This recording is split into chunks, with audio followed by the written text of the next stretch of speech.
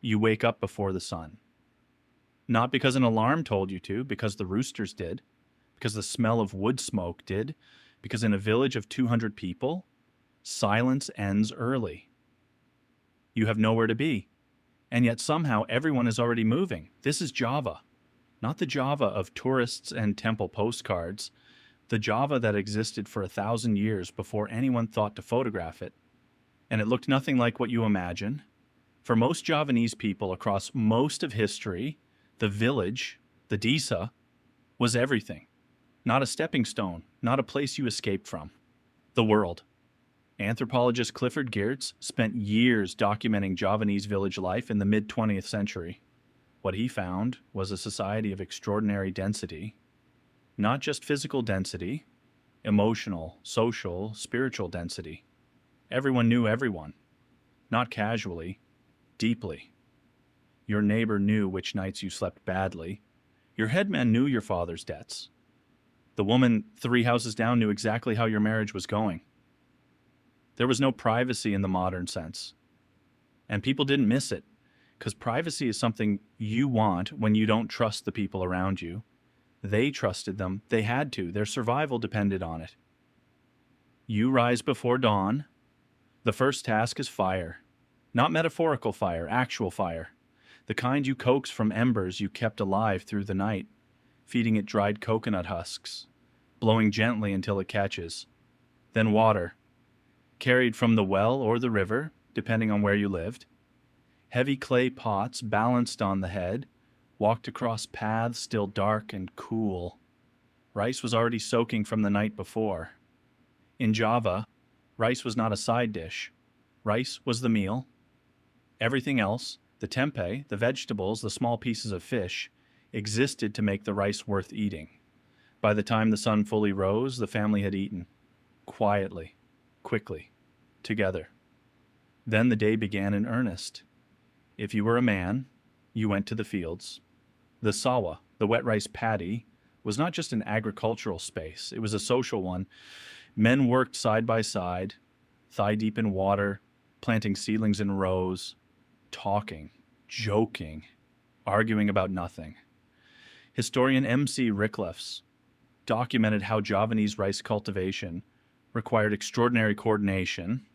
You couldn't flood your field without coordinating with your neighbor. You couldn't redirect water without community agreement.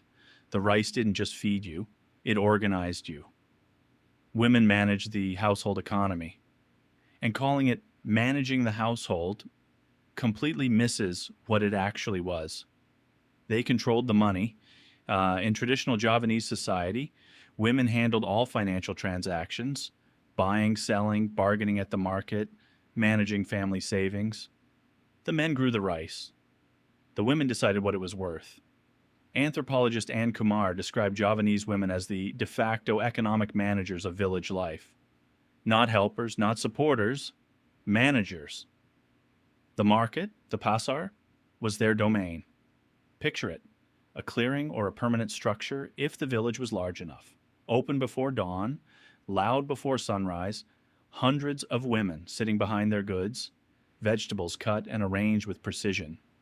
Cooked foods wrapped in banana leaf, batik cloth folded in careful stacks. The pasar was not just commerce, it was information. Who had a bad harvest? Who was sick? Whose daughter was being considered for marriage? Whose son had borrowed money and not returned it? Everything moved through the pasar. Goods, yes, but also news, gossip, reputation, social standing. A woman who bargained well was respected. A woman who cheated was remembered. Forever. By midday, the heat became serious. Work slowed, not stopped, slowed.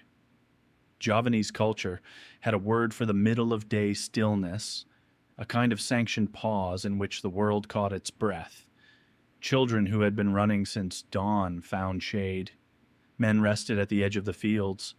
Women paused at the market, fanning themselves, talking more slowly. This wasn't laziness, this was intelligence. You don't fight the equatorial sun. You work around it. The Javanese had a concept that Western observers repeatedly misunderstood, Elan Elan Asal Kelikon. Slowly, slowly, as long as it gets done. Dutch colonial administrators called it laziness, inefficiency, a cultural defect to be corrected. They were wrong. It was a philosophy built for a specific climate, a specific ecology, a specific kind of life, one that had worked for centuries before anyone arrived to criticize it. Here is what the textbooks miss. Javanese village life was not held together by laws. There were no police in the village, no courthouse, no written contracts between neighbors. It was held together by rukun.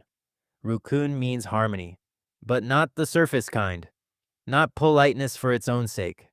A deep, functional, worked-at harmony.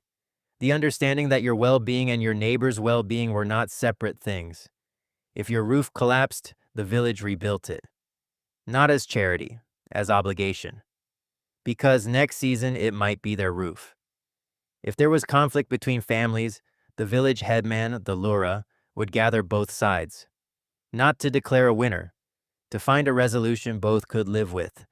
Researcher Franz Magnus Susenio described this as a form of social genius.